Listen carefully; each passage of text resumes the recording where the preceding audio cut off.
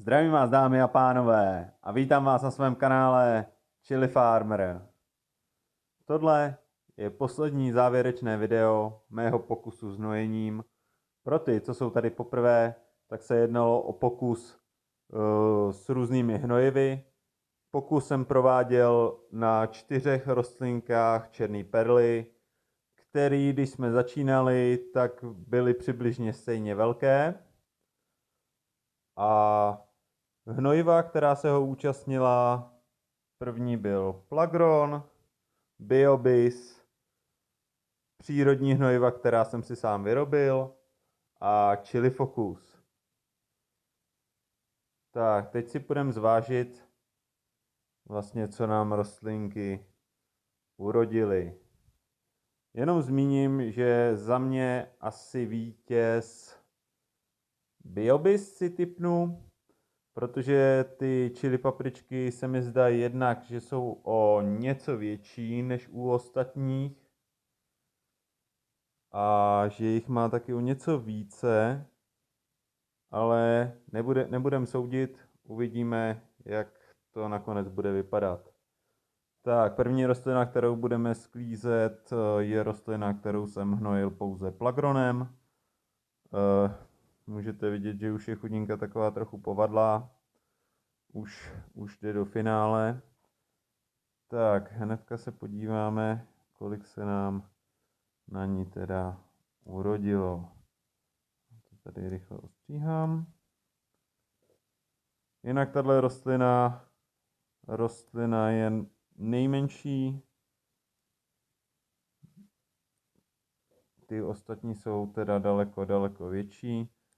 A upřímně na to, že tahle rostlina začínala, tuším, jako největší, tak skončit jako nejmenší je docela ostuda.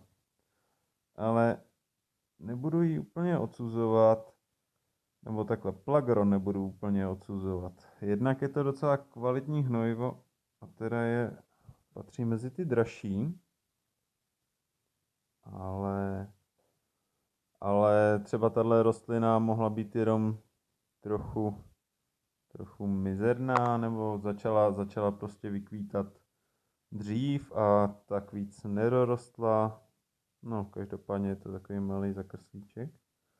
Tak celou ji ostříháme.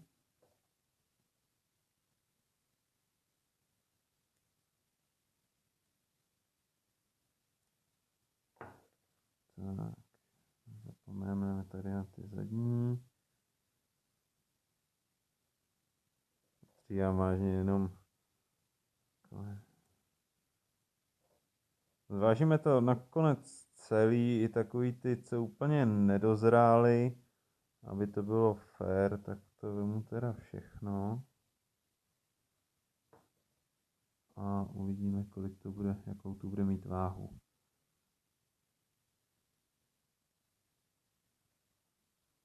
Tak, to bychom měli první chili papričku, tady ještě, první papričku ostříhanou.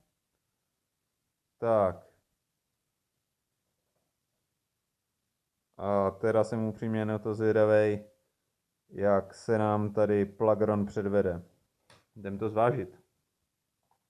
Tak, já jsem si tady připravil váhu. Tak.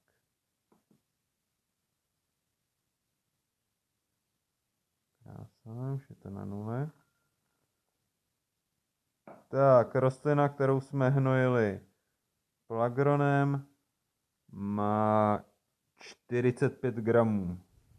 45 gramů mokrého materiálu z ní. Takže Plagron.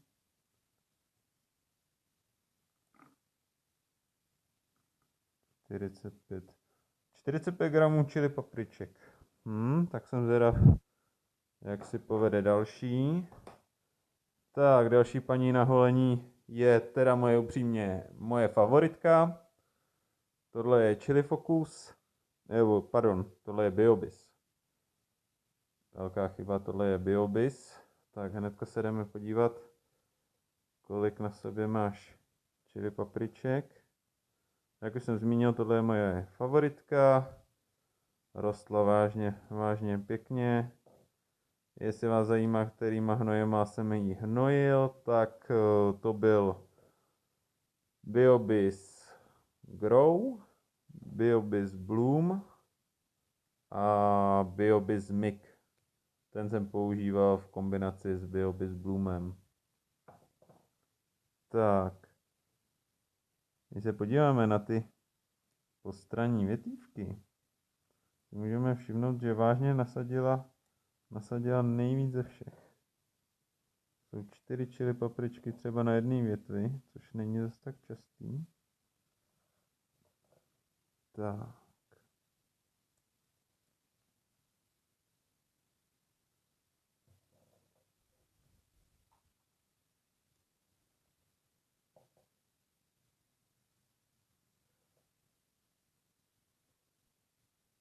No, myslím si, že taky těch chili papriček bude mít asi nejvíc ze všech.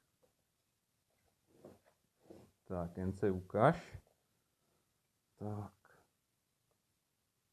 Tady.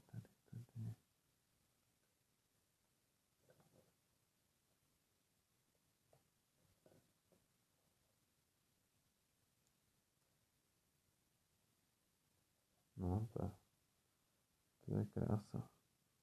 Jedna upadla. Mějte. 5 chili papriček v jednom trsu. To není vůbec špatný. Tak. Tady to hnedka doděláme. Jdeme se na další.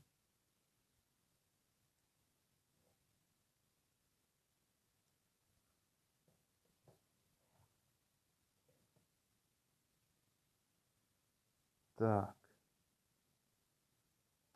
A tahle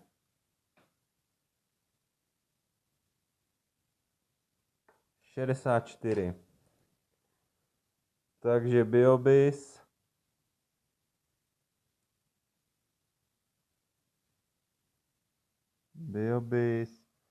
To bylo 64 gramů. To je vážně pěkný. To je, panečku, to je o poznání víc. Tak, teďkon. Hlavní želízko v ohni. Rostlina, kterou jsem hnojil přírodníma hnojivama, který jsem si sám vyrobil. V popisku videa vám když tak nechám odkazy, abyste se mohli podívat, kdyby vás zajímalo, jak si můžete sami doma vyrobit přírodní hnojiva. A abych řekl pravdu, tak si ani nevedla špatně, když vezmeme potaz, že vlastně to, co jsem na její výrobu spotřeboval, mě vlastně nic nestálo. Tak.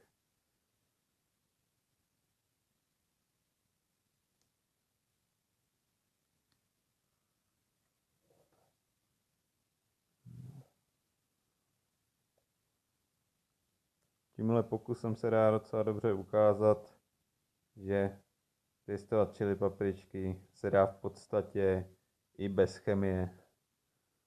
Už teda víte, jak jim ty živiny dodat. Tak. Tady. Jako moc těch chili papriček na sobě nemá, ale na jednu stranu mě zase hřeje u srdíčka, že vážně mě to v podstatě nic nestálo. Tak, tady ještě a to máme tady a tady. Tak. No, tady máme podstatně míň papriček, hnedka to jdem zvážit. Tak a no a na přírodní máme 27 gramů, takže přírodní.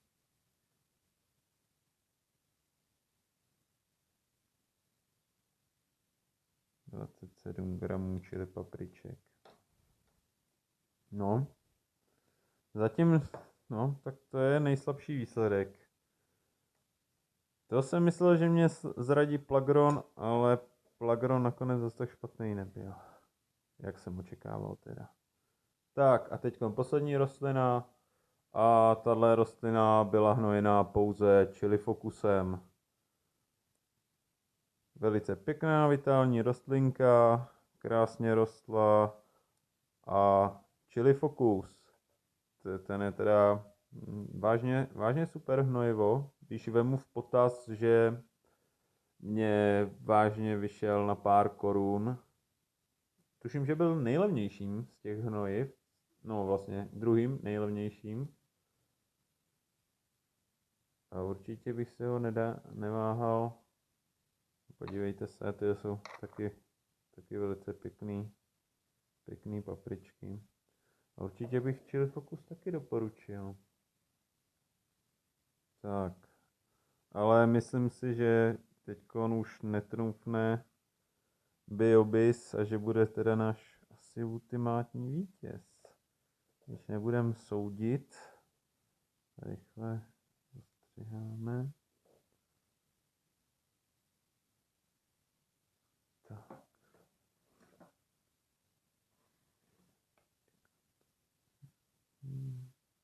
Tak. Stříháme, co zbylo.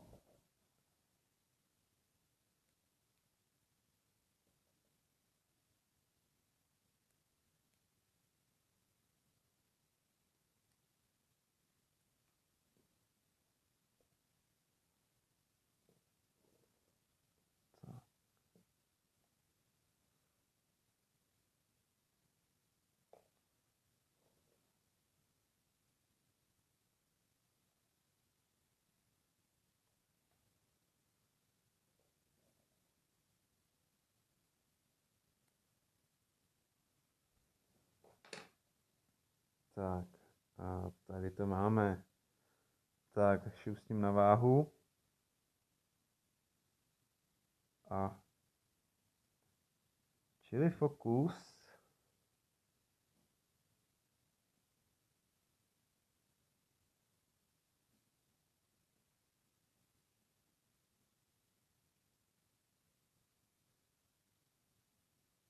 Tak, chili fokus má 62 gramů.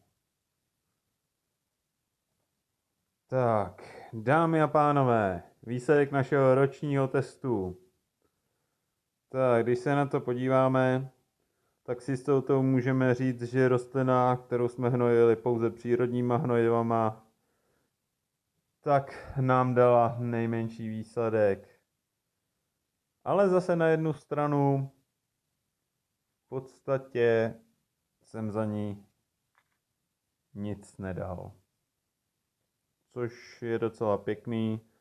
A když si člověk je 27 gramů, není vůbec špatný.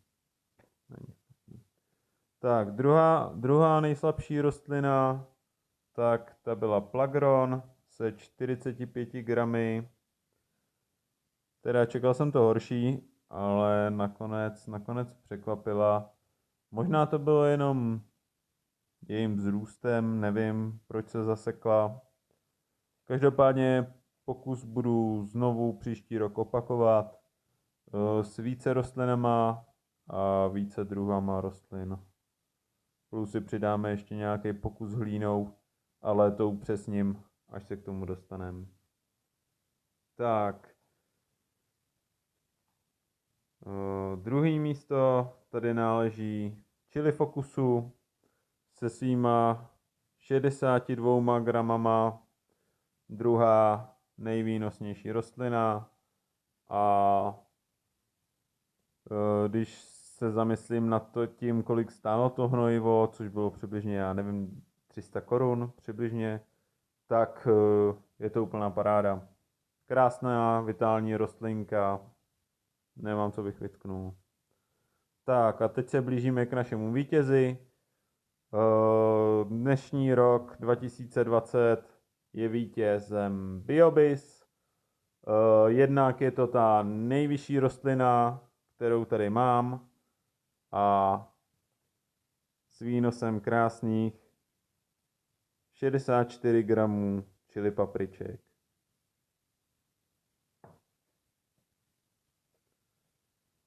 Jenom bych vás, svoje věrný diváky, rád upozornil na to, že nyní se nacházím i na Instagramu. Pokud vás to zajímá, tak Instagram je chilifarmer.cz. Dávám tam fotografie rostlin a svoje výnosy. Já doufám, že se vám video líbilo. Pokud ano, nezapomeňte dát like, odběr. A já doufám, že se s váma uvidím u dalšího videa. Tak se mějte. Čau.